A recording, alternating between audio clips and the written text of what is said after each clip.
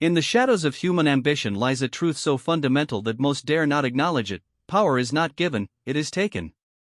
The weak wait for permission while the strong create opportunity. This document explores 9 immutable laws that govern the psychology of power, beginning with the most crucial principle of all, the complete destruction and reconstruction of one's weaker self. The corporate boardroom fell silent as Marcus Thornfield entered. At 38, he commanded respect not through inheritance or luck, but through a calculated transformation that had begun 15 years earlier when he was nothing more than a timid accounting clerk, afraid to speak up in meetings, accepting mediocrity as his ceiling. That man was dead now, destroyed deliberately and, methodically, replaced by someone who understood that weakness is not a character flaw to be hidden, it is a disease to be eradicated. Marcus embodied the first and most fundamental law of dark intelligence: the man who destroys his weak self can never be destroyed by others. This principle serves as the foundation upon which all other forms of power rest, because until one achieves mastery over their own limitations, they remain vulnerable to every external force that seeks to exploit those weaknesses. The transformation began with brutal self-assessment. Marcus had spent months cataloging every fear, every hesitation, every moment of self-doubt that had held him back. He studied his patterns of avoidance, his tendency to defer to authority, his need for approval from others. Most people engage in such self-reflection to feel better about themselves, to find self-acceptance. Marcus used it as a battle plan for psychological warfare against his own limitations. The process of destroying weakness is not metaphorical, it requires genuine sacrifice. Old habits must die violent deaths. Comfortable routines that enable mediocrity must be abandoned without ceremony. Relationships that reinforce limiting beliefs must be severed, regardless of emotional attachment. Marcus learned to view his former self not with nostalgia or gentle understanding, but with the cold ruthlessness of a surgeon removing diseased tissue. Law 1: Never accept your current self as final. The weak believe they are fixed entities, prisoners of their temperament and circumstances. They say things like, "I'm just not good with confrontation," or "I've never been lucky in business." These statements are not descriptions, they are death sentences, self-imposed limitations that guarantee continued weakness. The individual who masters dark intelligence recognizes that personality, confidence, and capability are malleable resources that can be shaped through will and discipline. Marcus had once been the type who apologized for taking up space, who prefaced every opinion with "I might be wrong," but he studied successful individuals not to admire them from a distance, but to reverse engineer their psychological frameworks. He observed how they carried themselves, how they spoke, how they thought about problems and opportunities. More importantly, he identified the specific mental patterns that separated them from the unsuccessful. The reconstruction process required adopting what psychologists call cognitive dissonance, holding two conflicting beliefs simultaneously until the stronger one prevails. Marcus maintained his day job while secretly building the mindset of someone already successful. He began speaking as if his current position was temporary, thinking in terms of larger possibilities, and making decisions based on who he intended to become rather than who he currently was.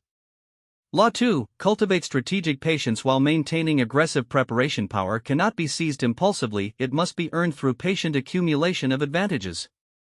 However, this patience is not passive waiting, it is active preparation disguised as patience. While others rush toward immediate gratification, the strategically minded individual builds capabilities, forms alliances, and positions themselves for opportunities that have not yet materialized. Marcus spent 2 years learning everything possible about his industry while maintaining the facade of a content employee. He studied market trends, learned the personal histories and motivations of key decision-makers, and identified the gaps between what the company claimed to value and what it actually rewarded. This intelligence became his arsenal. He began documenting the inefficiencies he observed, not to complain about them, but to craft solutions that would showcase his value when the moment was right. When the company faced its first major crisis, a regulatory investigation that threatened significant contracts, Marcus was ready with a comprehensive response plan that demonstrated knowledge and foresight no one knew he possessed. The timing of his revelation was crucial. He did not present his ideas during calm periods when innovation was theoretical luxury.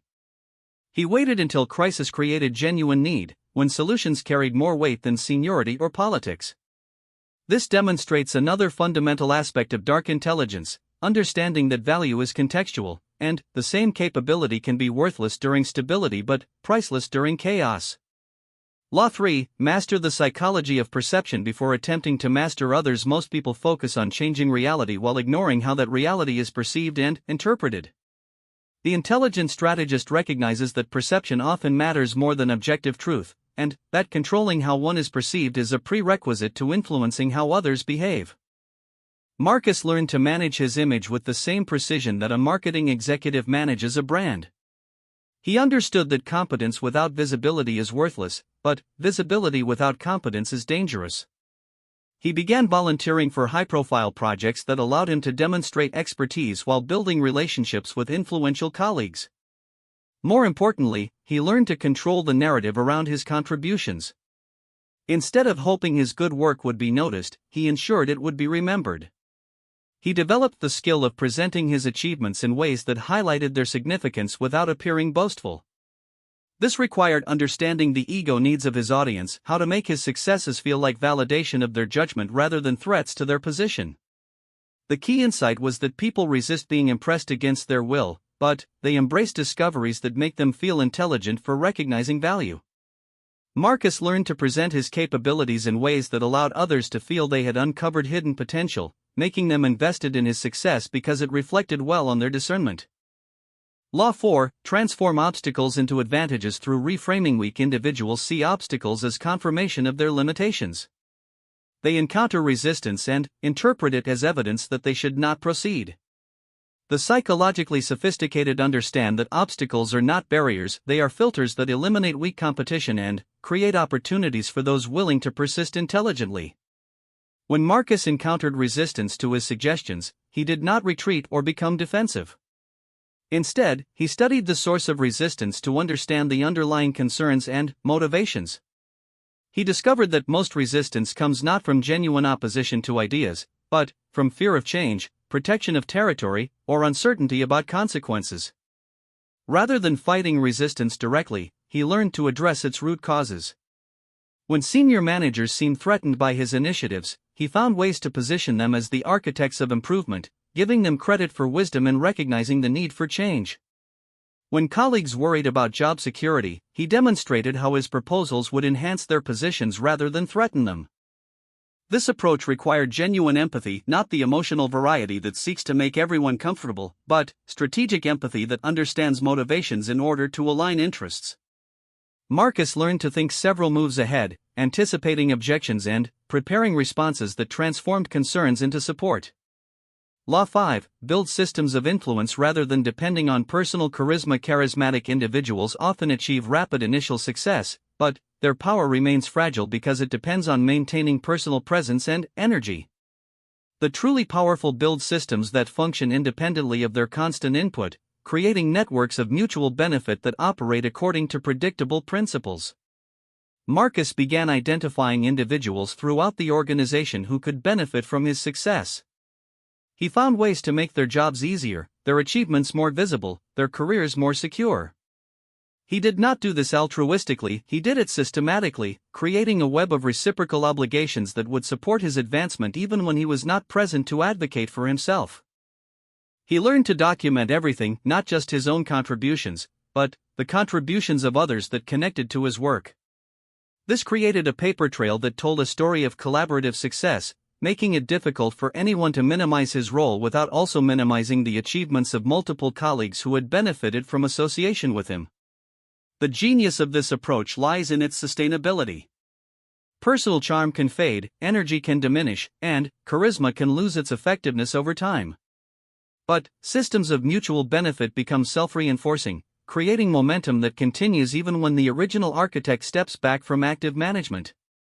Law 6. Control information flow to shape decision-making. Information is the currency of power, and those who control its flow wield disproportionate influence over outcomes. This does not require deception or manipulation, it requires understanding what information is needed, when it is needed, and how it should be presented to drive optimal decisions. Marcus positioned himself as a conduit of critical information by developing relationships with people at all levels of the organization. He became someone that others trusted with sensitive knowledge because he demonstrated discretion and good judgment in how he used what he learned. This trustworthiness was not accidental, it was cultivated through consistent behavior that proved his reliability. More importantly, he learned to synthesize information in ways that provided clarity and actionable insights.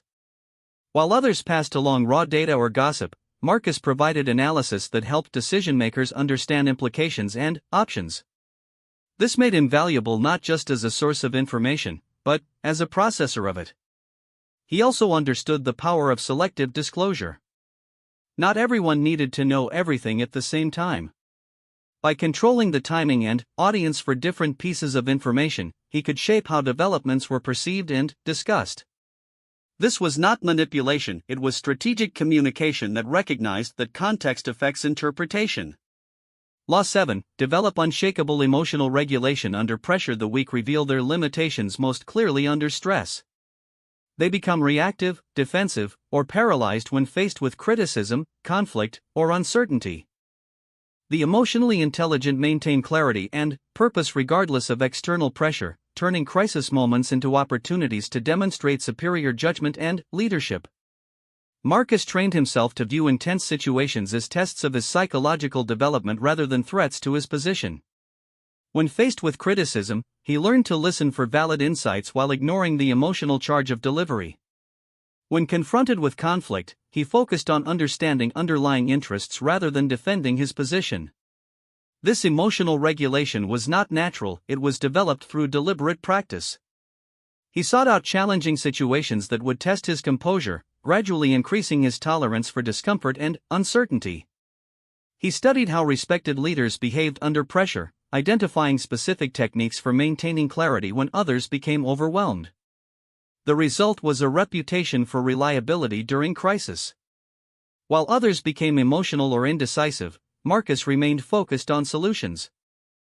This pattern established him as someone who could be trusted with greater responsibility because he had proven his ability to function effectively when stakes were highest.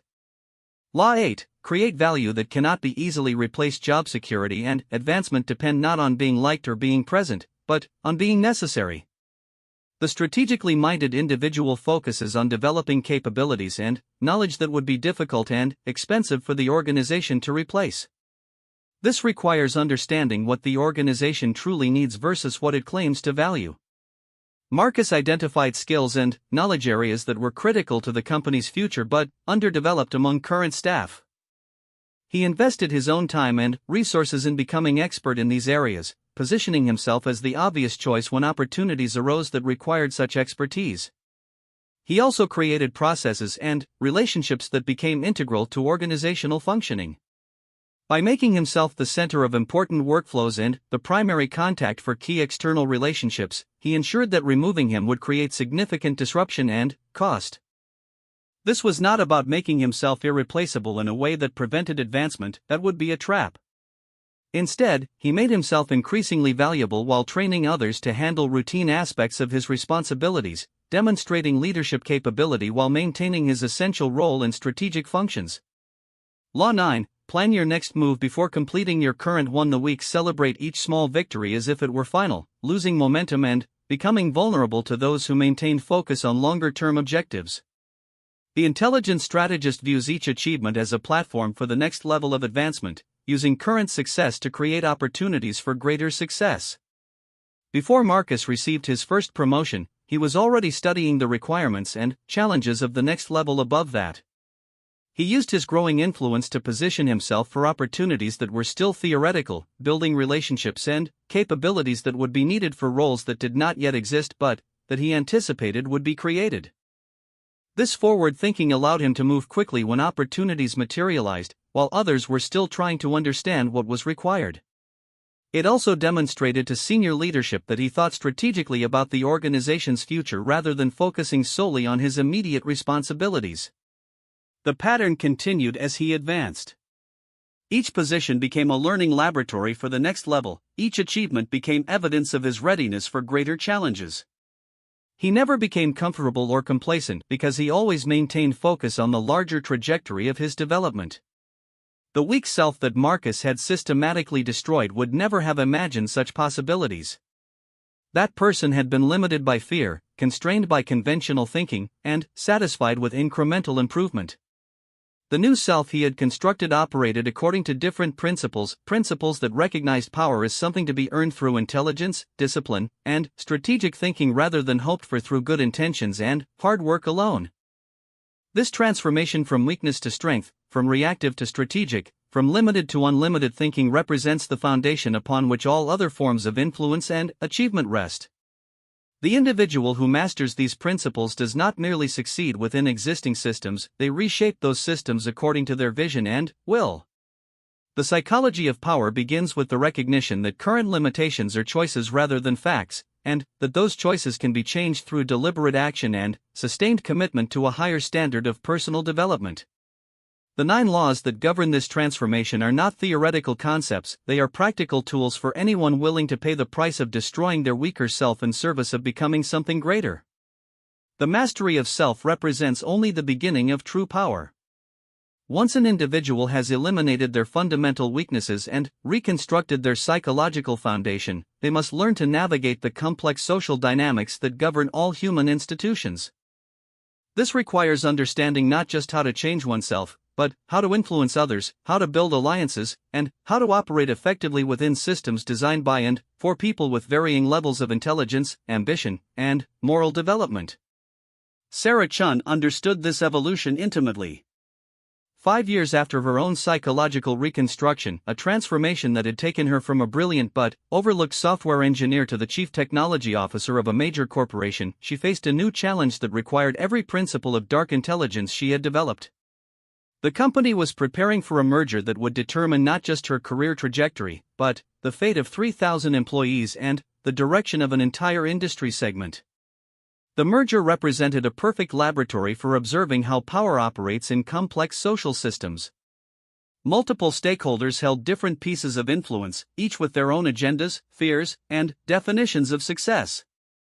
The board of directors wanted maximum shareholder value. The executive team wanted to preserve their positions and expand their authority.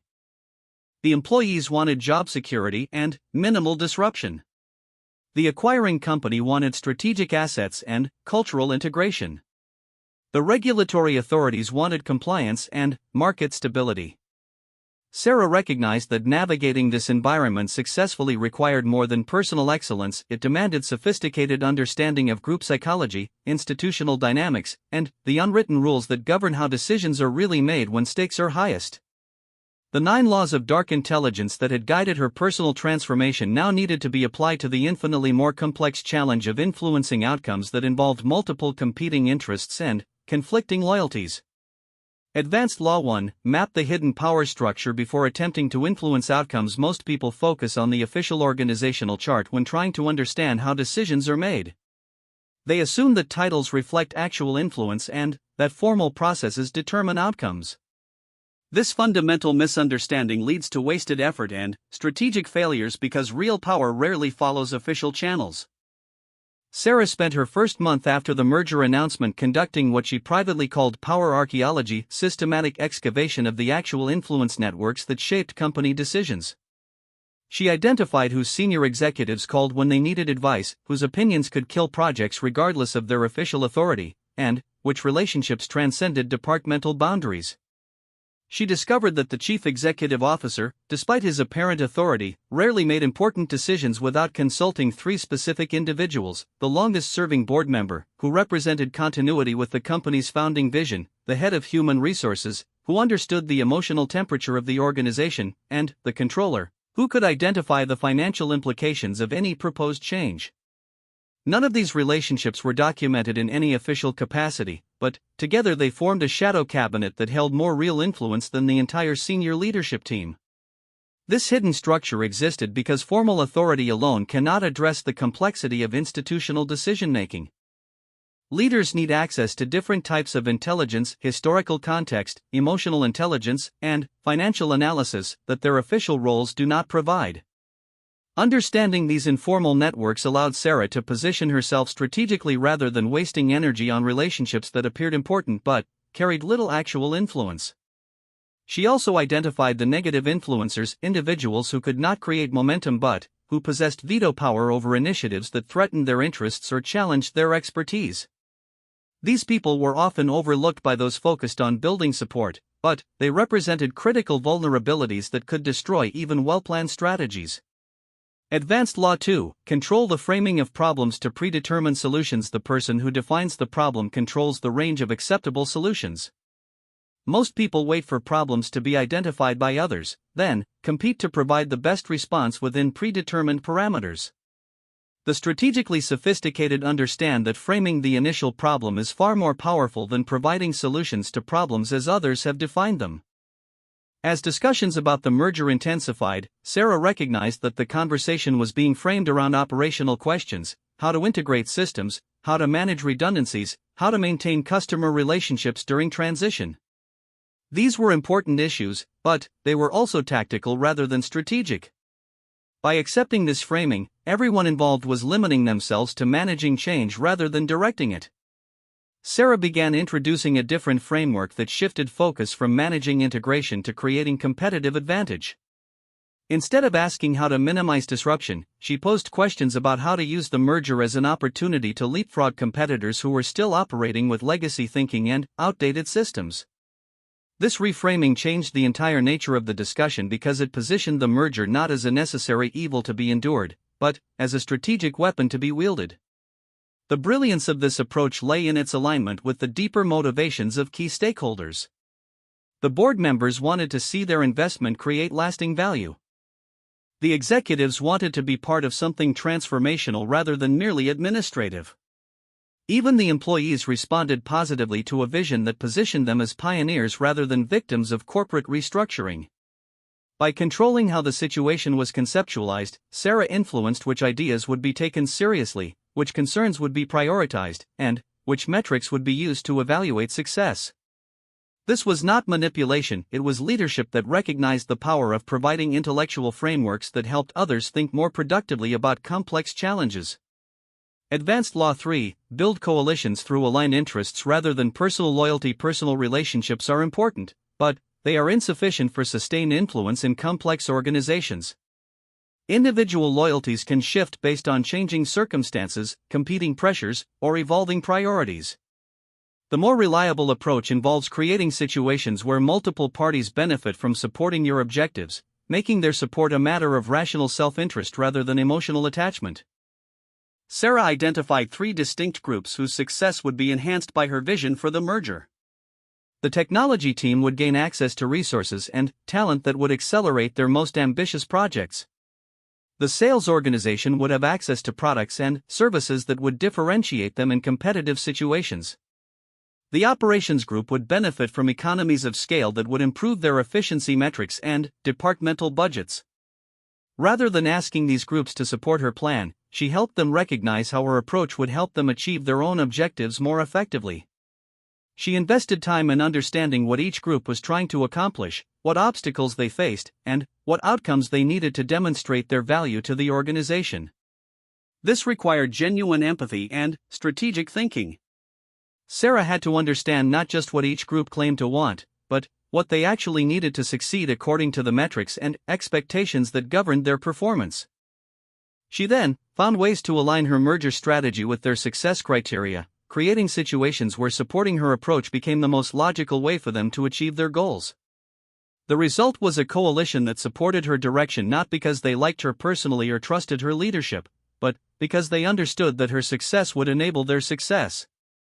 This type of alliance is far more durable than relationships based on personal affinity because it survives changes in personnel, shifts in organizational priorities, and the inevitable conflicts that arise during complex transformations.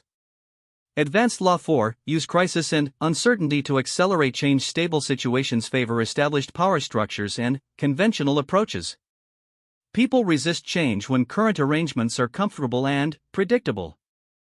However, crisis creates openings for new ideas and different approaches because it demonstrates the inadequacy of existing methods and creates urgency around finding better solutions. The merger created natural uncertainty that Sarah recognized as an opportunity rather than an obstacle. While others focused on providing reassurance and maintaining stability, she focused on demonstrating that stability was impossible and that the only security lay in successful adaptation to new realities. She used data and analysis to show that the industry was already changing in ways that would make traditional approaches unsustainable regardless of the merger outcome. By positioning the merger as a response to external pressures rather than an arbitrary corporate decision, she helped others understand that change was inevitable and that the only choice was between managed transformation and reactive crisis management. This approach required careful calibration. Too much emphasis on threat could create paralyzing fear or destructive resistance. Too little could allow people to maintain comfortable illusions that change was optional. Sarah learned to present challenges in ways that motivated action without creating panic, showing path forward while acknowledging genuine difficulties. She also used the uncertainty to accelerate conversations and decisions that might have taken years under normal circumstances. When people are concerned about their future, they become more willing to consider options they might otherwise reject and to make commitments they might otherwise delay. This created opportunities to build consensus around ambitious approaches that would have been impossible to achieve during stable periods. Advanced Law 5. Develop multiple sources of value to maintain independence. Dependence on a single source of value or influence creates vulnerability that others can exploit. The strategically minded individual cultivates multiple capabilities, relationships, and opportunities that provide options and leverage in different situations. This redundancy is not inefficient, it is essential for maintaining the freedom to act according to principle rather than necessity. Sarah had spent years building expertise that extended beyond her technical background. She understood financial modeling, market analysis, and organizational psychology. She had developed relationships throughout the industry that provided intelligence about competitive moves and emerging trends. She maintained involvement in professional associations and advisory roles that gave her visibility and credibility beyond her current position. This diversification meant that her influence did not depend solely on her title or her relationship with any single individual. She could contribute value through multiple channels and could survive the departure of specific allies or changes in organizational structure. More importantly, this independence allowed her to advocate for positions based on their merit rather than their political safety. When others proposed merger approaches that she believed were strategically flawed, she could express disagreement without fear of retaliation because her value to the organization transcended any single relationship or project. This freedom to speak honestly about difficult issues made her more valuable as an advisor because others knew she would provide genuine insight rather than politically convenient opinions. The independence also created options for her career that extended beyond the current organization. If the merger went badly or if her approach was rejected, she had alternatives that would allow her to continue advancing her career and applying her capabilities. This knowledge reduced the psychological pressure that might otherwise have led to compromising her principles or accepting suboptimal outcomes. Advanced Law 6. Master the timing of information release and decision points. Information has different value depending on when it is revealed and to whom it is provided. The same data that would be ignored during normal operations can become decisive when released at moments of high attention and uncertainty. Understanding how to sequence information flow and coordinate decision points represents a crucial skill for anyone operating in complex political environments. Sarah tracked the rhythms and cycles that governed organizational attention. She knew which meetings actually mattered, which deadlines were real versus aspirational, and which individuals had influence during different phases of the decision-making process. This intelligence allowed her to time her interventions for maximum impact rather than maximum convenience. She also understood that people can only absorb limited amounts of complex information at any given time. Rather than overwhelming stakeholders with comprehensive analyses, she broke her arguments into digestible components that could be absorbed gradually and that built toward logical conclusions. This sequencing helped others follow her reasoning and arrive at similar conclusions without feeling pressured or manipulated. More importantly, she learned to coordinate information flow with emotional readiness. Even the best ideas will be rejected if they are presented before the audience is psychologically prepared to consider them. Sarah learned to read the organizational mood and to introduce challenging concepts only when people were ready to engage with them seriously. This required patience and strategic discipline. There were many moments when she possessed information that could have advanced her position immediately, but she recognized that premature disclosure would reduce its impact or create unnecessary resistance. By waiting for optimal timing, she maximized the influence of her interventions and minimized the political cost of challenging conventional thinking. Advanced Law 7. Create win-win outcomes that make opposition counterproductive. The weak try to defeat their opponents through direct confrontation, superior arguments, or political maneuvering. This approach often succeeds in the short term but creates lasting resentment and future resistance. The psychologically sophisticated find ways to structure situations so that opposing their initiatives would require opponents to act against their own interests. Sarah recognized that several senior executives were concerned that her merger approach might diminish their authority or reduce the importance of their departments. Rather than arguing against these concerns, she redesigned her proposal to create expanded roles that would actually increase their influence and visibility within the merged organization. For the head of sales, she proposed a structure that would give him responsibility for all customer-facing activities across both organizations, significantly expanding his team and budget. For the operations director, she outlined efficiency improvements that would become a model for other divisions and, potentially, other companies in the industry. For the finance team, she identified opportunities to create new revenue streams that would showcase their strategic value beyond traditional accounting functions. This approach required genuine creativity and thorough understanding of each individual's professional goals and personal motivations. Sarah had to find solutions that were not just politically expedient, but that actually created value for all parties involved. This was more difficult than zero-sum thinking, but it was far more effective because it eliminated the rational basis for opposition. The result was that potential opponents became advocates for her approach because opposing it would require them to reject opportunities for advancement and increased responsibility. This transformation from resistance to support created momentum that made her proposals increasingly difficult to challenge or ignore. Advanced Law 8. Institutionalize changes to survive personnel transitions. Individual influence is inherently fragile because it depends on continued presence and sustained performance.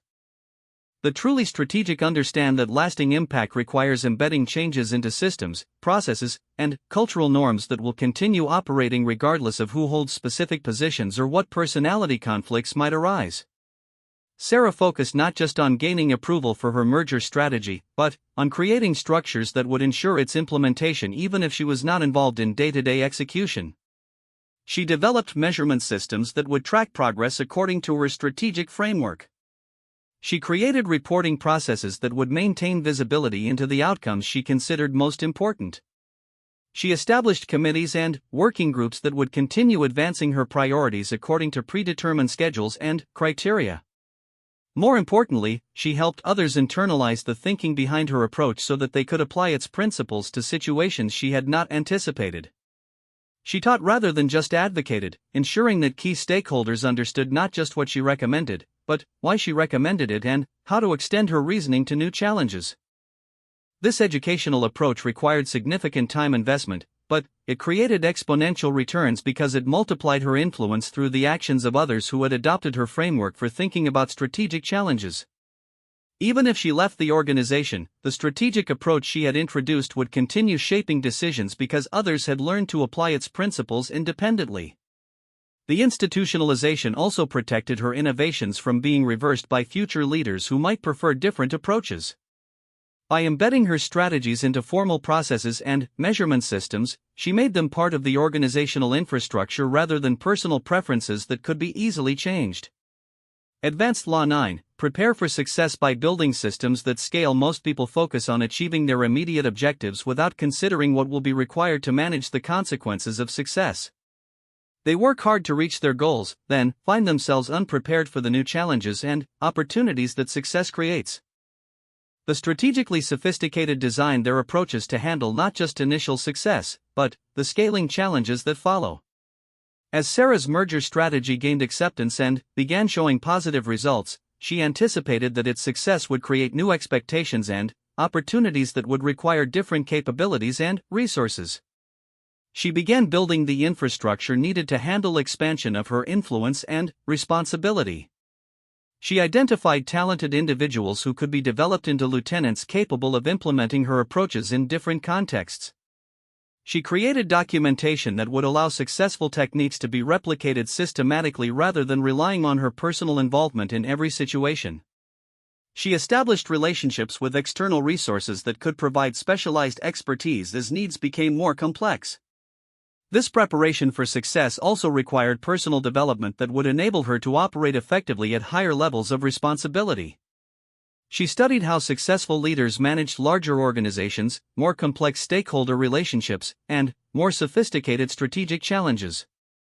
She developed skills in areas that would become important as her influence expanded beyond technical and operational issues into broader business strategy and organizational leadership. The result was that when success created opportunities for advancement, she was prepared to take advantage of them rather than being overwhelmed by them. Her strategic thinking had extended beyond achieving immediate objectives to building the foundation for sustained influence and continued growth. The progression from personal mastery to social influence represents a fundamental evolution in how power operates. The individual who can destroy their weak self and reconstruct their capabilities according to strategic principles has accomplished something significant, but they have only completed the first phase of development. True mastery requires understanding how to operate within complex social systems, how to influence outcomes that depend on multiple stakeholders, and how to create changes that survive and thrive beyond one's immediate involvement. This transition from self-focused development to systems-focused influence represents the difference between personal success and lasting impact, between achieving individual goals and shaping the environment in which others pursue their goals. The 9 advanced laws that govern this transition are not merely extensions of personal development principles, they represent qualitatively different capabilities that enable individuals to function effectively as architects of institutional change rather than simply as high-performing participants within existing systems. The ultimate expression of dark intelligence transcends personal advancement and social influence to encompass the creation of lasting systems that continue generating value long after their architects have moved on to different challenges. This highest level of strategic thinking requires understanding not just how to achieve objectives within existing frameworks, but how to create new frameworks that reshape entire industries, institutions, and even societies according to principles of enhanced human capability and optimized performance. David Rodriguez had reached this rarefied level of influence through 23 years of systematic application of dark intelligence principles. Beginning as an ambitious but directionless law school graduate, he had methodically destroyed his weak self, mastered complex social dynamics, and ultimately founded a venture capital firm that had transformed 3 separate industries through strategic investments and institutional innovations. Now, at 51, he faced what he recognized as his defining challenge, using his accumulated power and resources to create changes that would outlive him and benefit humanity long after his personal involvement had ended. The challenge centered around education, specifically, the catastrophic failure of existing educational institutions to prepare individuals for the realities of modern economic and social life. David observed that traditional schools and universities were producing graduates who possessed credentials but lacked practical capabilities, who could pass tests but could not solve real problems, who had been trained to follow instructions but had never learned to think strategically or act independently. This systemic failure represented both a massive problem and an unprecedented opportunity. The individual who could design and implement educational approaches that actually developed human potential would create value that would compound across generations, benefiting millions of people while establishing new standards for institutional effectiveness that would influence development far beyond education itself. David understood that this challenge required every principle of dark intelligence he had mastered, plus additional capabilities that few individuals ever develop: the ability to think in terms of multi-generational impact, the skill to design systems that improve themselves over time, and the wisdom to create changes that enhance human capability without creating new forms of dependence or institutional control. Transcendent Law 1: Design systems that create more capable individuals rather than dependent followers. Most powerful individuals, once they achieve significant influence, focus on building organizations that depend on their continued leadership and oversight. This approach maximizes their short-term control but limits long-term impact because it creates institutions that decline when their founders are no longer actively involved. the transcendently intelligent design systems that generate increasingly capable individuals who can improve upon their original vision and extend its influence into domains the founder never imagined. David studied the difference between institutions that had thrived across centuries versus those that had declined after their founders' deaths. He discovered that lasting institutions shared a common characteristic: they developed people who became more capable than their original instructors, who then improved the institution beyond what its founders had envisioned. In contrast, organizations built around charismatic leadership or proprietary knowledge tended to stagnate or collapse when key individuals were no longer present. This insight shaped David's approach to educational innovation.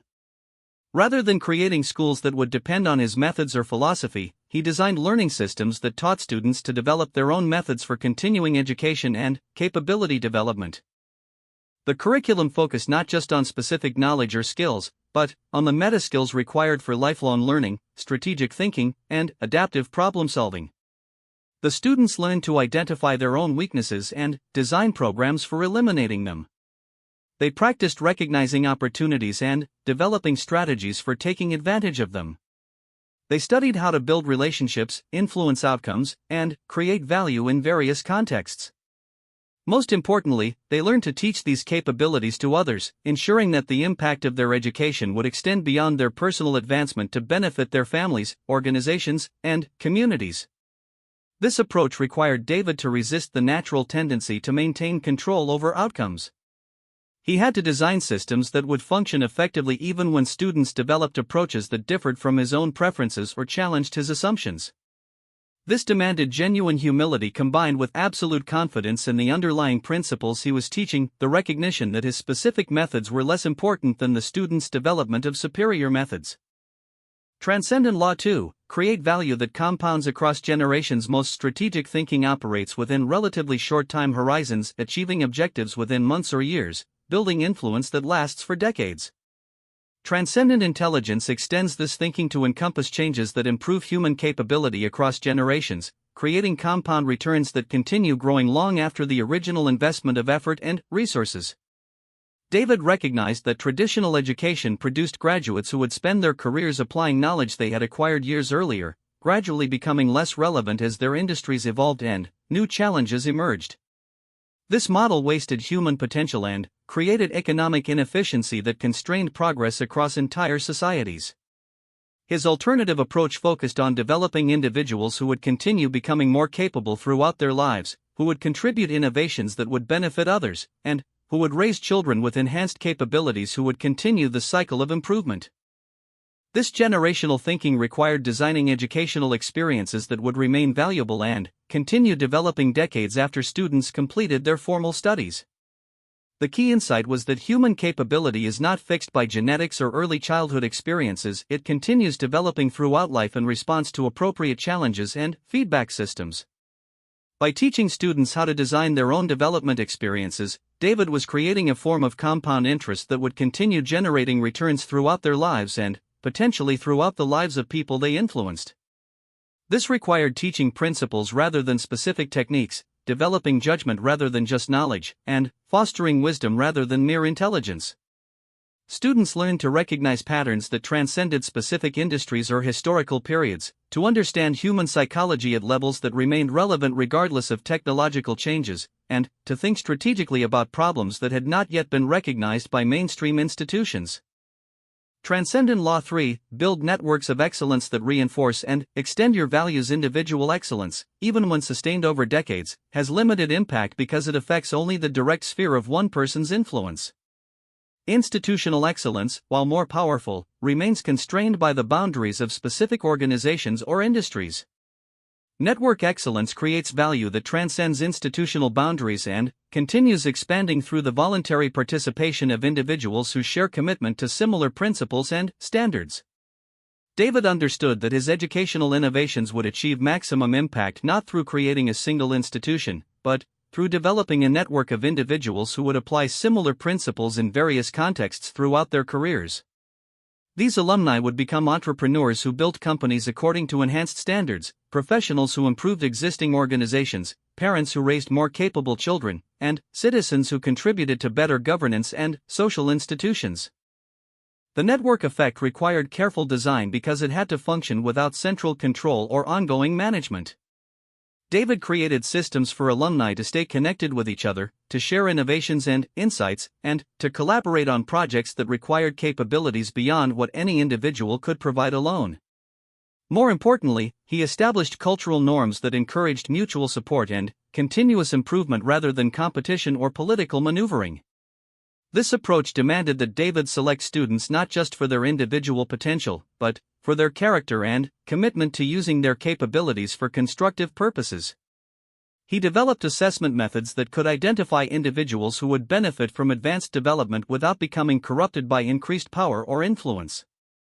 This selection process was crucial because the network's value depended on maintaining high standards that attracted excellent people while excluding those who might exploit connections for personal gain at others' expense. The result was a self-reinforcing system where excellence attracted more excellence, where innovations were shared and improved upon by multiple contributors, and where the network's influence expanded through the voluntary participation of individuals who recognized its value and wanted to contribute to its mission. Transcendent Law 4, solve root causes rather than managing symptoms. Most institutional improvement focuses on addressing visible problems through better management techniques, improved policies, or increased resources. This approach can produce measurable improvements in specific metrics, but it rarely creates fundamental changes because it does not address the underlying causes that generate problems in the first place. David observed that educational institutions were failing not because they lacked good intentions or adequate funding, but because they were built on flawed assumptions about human development, learning, and motivation. These assumptions led to practices that actually inhibited the development of capabilities they claimed to foster. Improving such systems through conventional reforms was like trying to fix a machine by making its defective components work more efficiently. It could produce marginal improvements but could never achieve optimal performance. His approach involved identifying the root assumptions that shaped educational practice and replacing them with more accurate understanding of human psychology and learning. Instead of assuming that students were passive recipients of knowledge who needed to be motivated through external rewards and punishments, he designed systems that recognized students' natural curiosity and desire for mastery, creating environments that channeled these intrinsic motivations toward productive development. Rather than organizing learning around artificial academic disciplines that bore little relationship to real-world challenges, he structured education around genuine problems that required integrated knowledge and skills from multiple domains. This approach developed students' ability to think systemically and to apply their capabilities to complex, ambiguous situations they would encounter throughout their careers. Most importantly, instead of measuring success through standardized tests that rewarded memorization and compliance, he developed assessment methods that evaluated students' ability to identify problems, design solutions, implement improvements, and learn from results. This focus on practical capability rather than academic performance prepared students for success in environments where results mattered more than credentials. Transcendent Law 5, create systems that evolve and improve without external management. Static systems, no matter how well designed initially, become less effective over time as conditions change and new challenges emerge. The transcendently intelligent create dynamic systems that include mechanisms for continuous improvement, self-correction, and evolutionary development that function without requiring ongoing management by their original architects. David designed educational systems that included feedback mechanisms allowing them to adapt to changing conditions and incorporate new understanding about effective learning. Students evaluated their own development and the effectiveness of different educational approaches, providing data that could be used to improve the system for future participants. Faculty members contributed innovations based on their experiences with different teaching methods and their observations of what produced the best long-term outcomes for students. More importantly, the system was designed to benefit from the success of its graduates. As alumni achieved significant accomplishments in their careers, they contributed insights about which aspects of their education had proven most valuable and which areas needed improvement. They also provided real-world challenges that could be used as learning opportunities for current students, creating connections between theoretical education and practical application. This evolutionary approach required building flexibility into the fundamental structure of the educational system. Rather than creating rigid curricula or standardized procedures, David established principles and frameworks that could be applied differently depending on student needs and changing circumstances. This flexibility allowed the system to maintain its core mission while adapting its methods to take advantage of new opportunities and address new challenges. The result was an educational approach that continued improving over time without requiring David's ongoing involvement in daily operations or strategic decision-making. The system had been designed to learn and evolve independently, drawing on the collective intelligence and experience of all participants to enhance its effectiveness for future students. Transcendent Law 6. Balance immediate impact with long-term sustainability. Many individuals who achieve significant influence face a choice between maximizing their immediate impact and building foundation for sustainable long-term influence.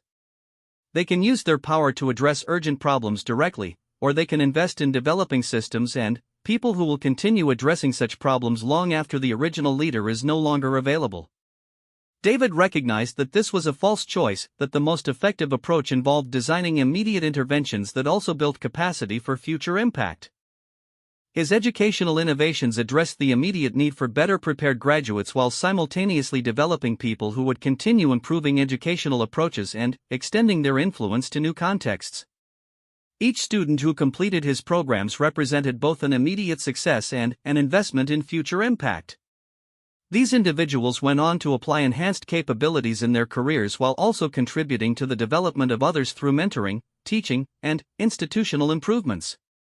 This dual impact created compounding returns that continued growing over time.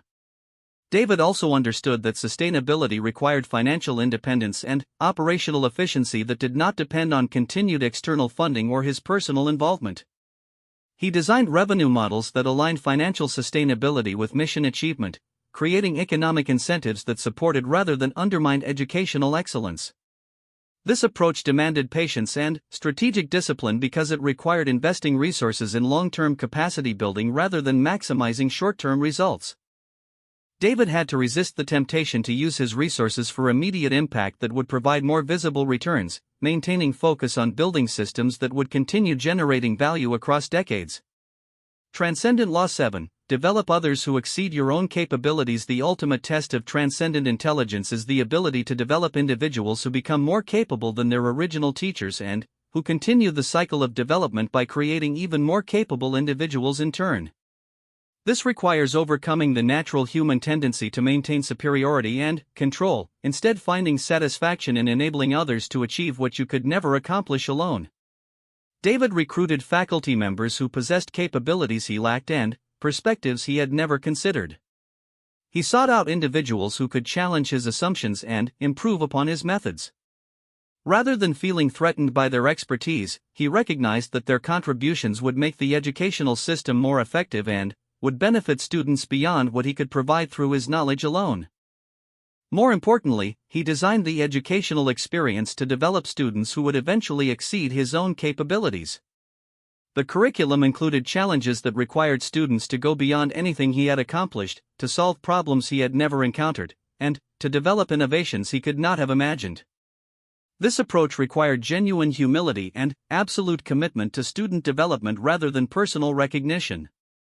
The selection and development of successors was particularly crucial because the long-term impact of his work depended on identifying individuals who could continue expanding and improving the systems he had created. David looked for people who shared his commitment to human development but who possessed different strengths and perspectives that would allow them to extend his work in directions he could not pursue effectively. This succession planning was not about finding people to implement his vision unchanged, but about developing leaders who would continue evolving the vision in response to new opportunities and challenges. He prepared them not just to manage existing systems, but to create new systems that would be even more effective at developing human capability. Transcendent Law 8. Create changes that improve humanity's overall trajectory. Individual success and even institutional transformation can occur without contributing to humanity's overall development. Some forms of power actually reduce human potential by creating dependencies, limiting opportunities for others, or concentrating resources in ways that constrain rather than enhance overall capability development. David evaluated all of his initiatives according to their impact on humanity's overall trajectory, whether they contributed to the development of more capable, more conscious, and more constructive human beings who would continue advancing civilization.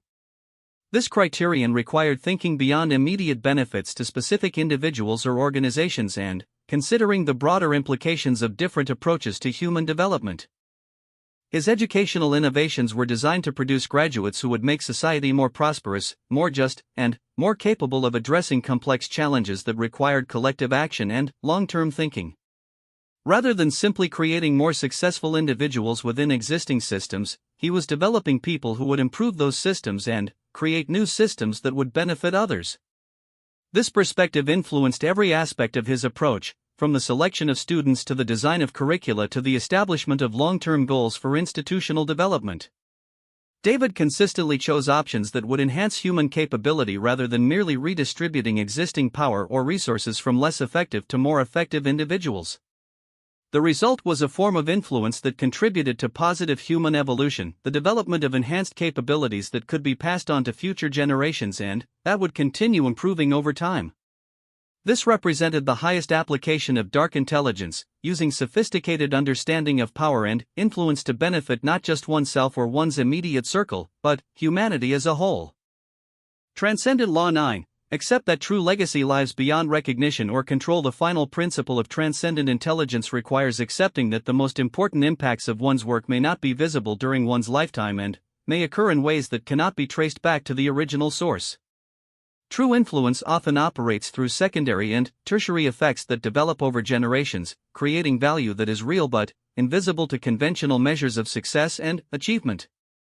David understood that his most important contributions might be innovations developed by his students, problems solved by individuals who had never heard his name, or social improvements that resulted from better educated citizens who had been influenced by his work in ways too indirect to document. This invisible influence was more valuable than any recognition he might receive, but it required faith in principles rather than dependence on feedback or acknowledgement. This perspective allowed him to focus on creating the best possible systems and developing the most capable possible individuals without worrying about receiving credit for their achievements.